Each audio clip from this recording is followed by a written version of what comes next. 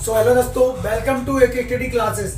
तो दोस्तों आज की क्लास में मैं आपको बताऊंगा कि जो एलसीएम और एलसीएम एचसीएफ की वीडियो में आपकी एक डाल चुका हूं, जो कि आपको लिंक डिस्क्रिप्शन में मिल जाएगी। तो डिस्क्रिप्शन को आप जरूर चेक कर लीजिएगा, ठीक है। बहुत ही आसान तरीके से मैंने एचसीएफ को करना बताया है, जो आपके कॉम्पिटिटिव एग्जाम में सीधे फंसेंगे। आपके जो कोई भी एग्जाम हो, ठीक है, कोई भी कॉम्पिटिटिव एग्जाम हो, उसके लिए बहुत ही ज्यादा मोस्ट इंपोर्टेंट वीडियो है। तो आप इस वीडियो को भी जरूर देख लीजिएगा, लिंक डिस्क्रिप्शन में मिल जाएगा, ठीक है। और आज की वीडियो में मैं बताऊंगा कि एलसीएम को एकदम आसान तरीके से हम कैसे सॉल्व कर सकते हैं। किसी भी क्वेश्चन को, या चाहे भाग वाला हो, चाहे वो 10 मिनट वाला हो, कैसा भी हो, सबको हम कैसे कर सकते हैं, ये आप आज की वीडियो में आपको बताऊंगा। तो वीडियो अच्छी लगती है तो वीडियो को लाइक शेयर सब्सक्राइब जरूर कर लें और वीडियो को एंड तक जरूर देखें। चलिए स्टार्ट करते हैं अपनी वीडियो। तो देखिए, सबसे पहले हम क्या पढ़ेंगे, एलसीएम की विधियां पढ़ेंगे। तो देखिए एलसीएम होता क्या है। तो एलसीएम के बारे में आपको पता ही है। एलसीएम क्या होता है, लोएस्ट कॉमन फैक्टर, ठीक है। लोएस्ट कॉमन फैक्टर होता है जिसको बोलते हैं लघुत्तम समापवर्तक, ठीक है। लघुत्तम समापवर्तक, लघुत्तम समापवर्तक बोलते हैं, ठीक है।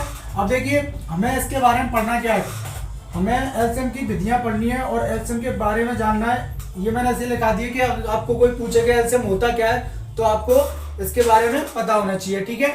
चलिए अब देखिए यहाँ पे एलसीएम दिया है, ये एलसीएम हमें निकालना है। तो एलसीएम की विधियां क्या होंगी, क्योंकि हमें कंसेप्ट सीखना है, क्वेश्चन हम बाद में करेंगे एलसीएम की बहुत सारी।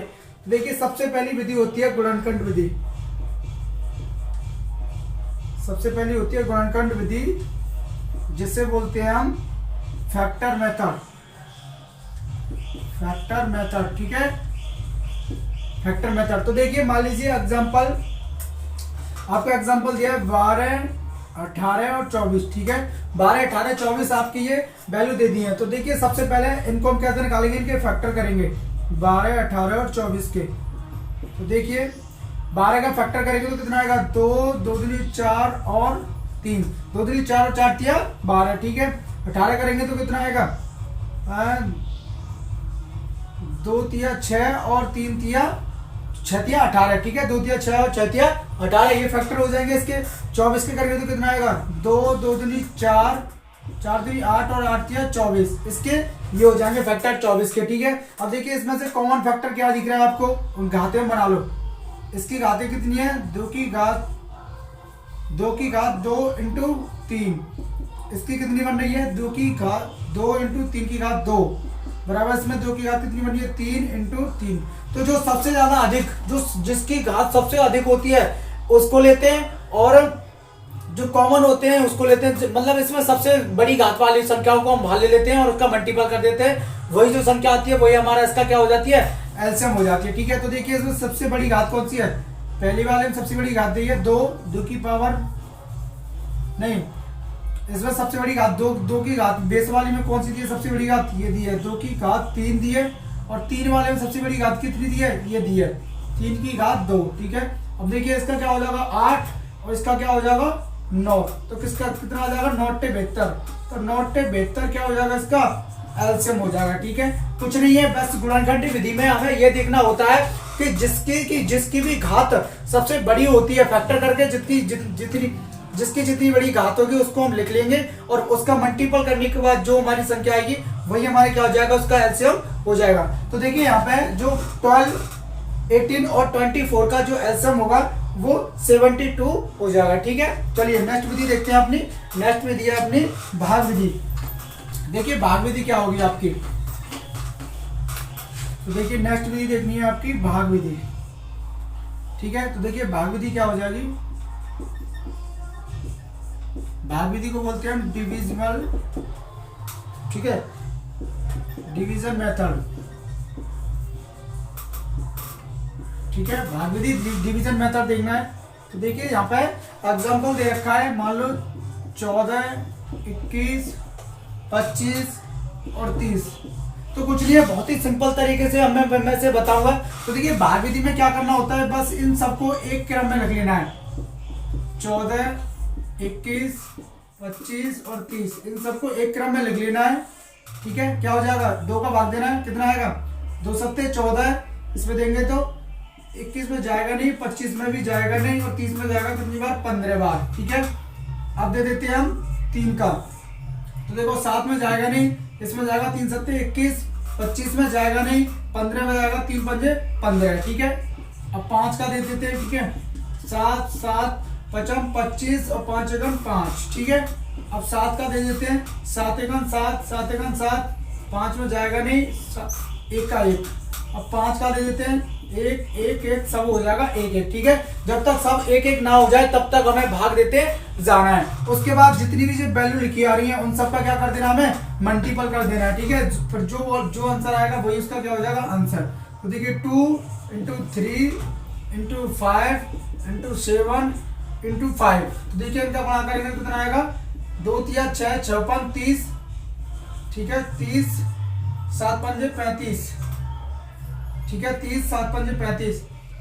अब देखिए गुणा करेंगे तो 3 पंजे 15 की 5 हासिल 1, 3 तिया 9 और 1 10, 10 और 1 0, कितना आ जाएगा, 10 50, इसका एलसीएम आ जाएगा। ठीक है, आइए समझ में आया होगा ये मेथड भी। तो भाग विधि के द्वारा हम इस प्रकार से एलसीएम ज्ञात कर देते हैं। तो 10 50 इसका क्या हो जाएगा, एलसीएम हो जाएगा। ठीक है, ऐसे हम एलसीएम निकाल लेते हैं, इसकी सेकंड विधि है। चलिए चलते हैं अपनी नेक्स्ट विधि पे। तो इसकी नेक्स्ट विधि क्या है वो भी देख लेते हैं। चलिए, तो देखिए आपकी नेक्स्ट विधि हो जाएगी, नेक्स्ट विधि आपकी दशमलव।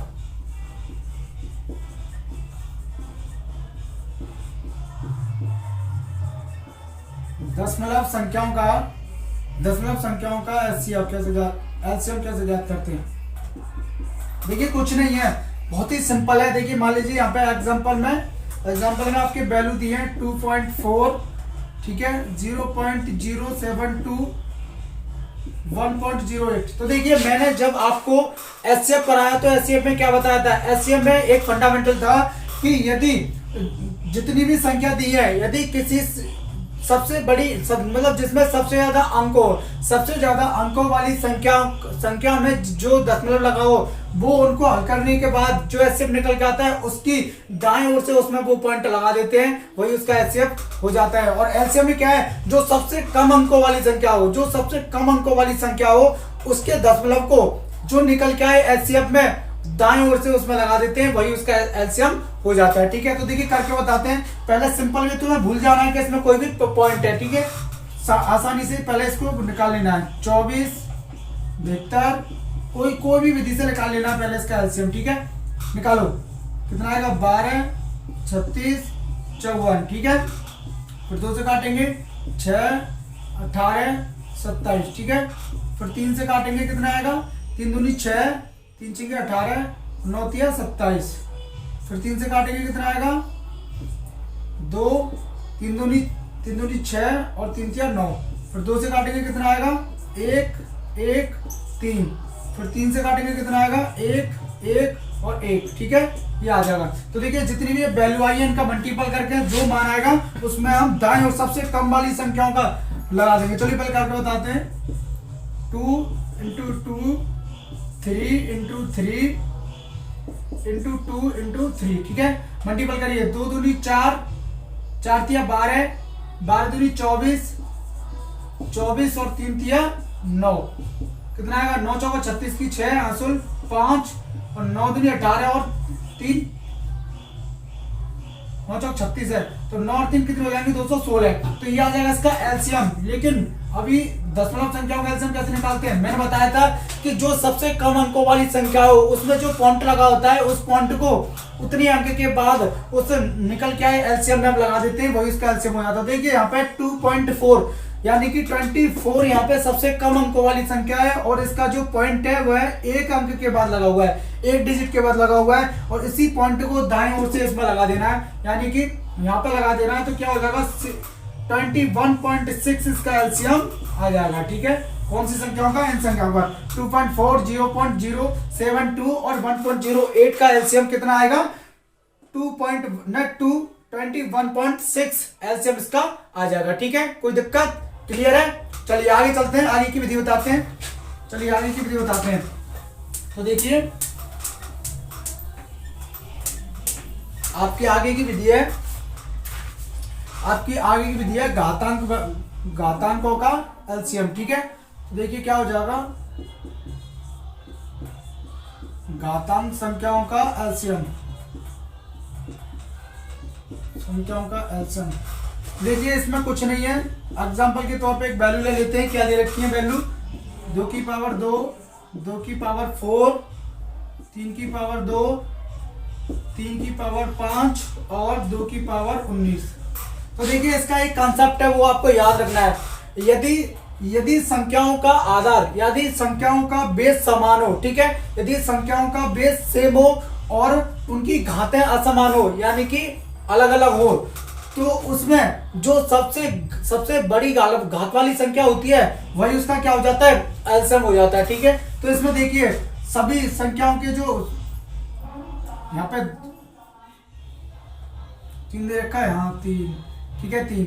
तो देखिए यहाँ पे बेस क्या दे रखे हैं, समान दे रखे हैं, ये दे रखा समान। ठीक है, तो इसमें से हमारी जो एलसीएम क्या होगा, सबसे बड़ी घात कौन सी है, 2 की घात 19, तो ये हमारा क्या हो जाएगा, एलसीएम हो जाएगा। ठीक है, 2 की घात 19 एलसीएम हो जाएगा। यदि अधिक घात वाली संख्या क्या हो जाएगी, 2 की घात 19 इसकी एलसीएम हो जाएगी। ठीक है, समझ में आ रहा होगा। चलिए एक कंसेप्ट और बताते हैं घात वालों में। तो देखिए यदि दी गई संख्या, अब लिख लेना, यदि दी गई संख्याओं का आधार असमान हो, आधार असमान हो, ठीक है, आधार असमान हो तब, ठीक है, जब आधार अब तो आधार इसमें तो समान है, लेकिन जब असमान हो तब कैसे निकालेंगे। तो देखिए यहाँ पे ऐसे ही क्या करेंगे, एग्जांपल दे रखा है, देख लीजिए, 2 की पावर 3 और 2 की पावर 4, 3 की पावर 2 और 3 की पावर 5। तो देखिए आधार अलग अलग है। ठीक है, आधार देखिए अलग अलग है, 3 और 2 है। यहाँ पे ये गलती है, यहाँ पे सब में 2 है। ठीक है, 2 लिख लेना है, 3 नहीं है।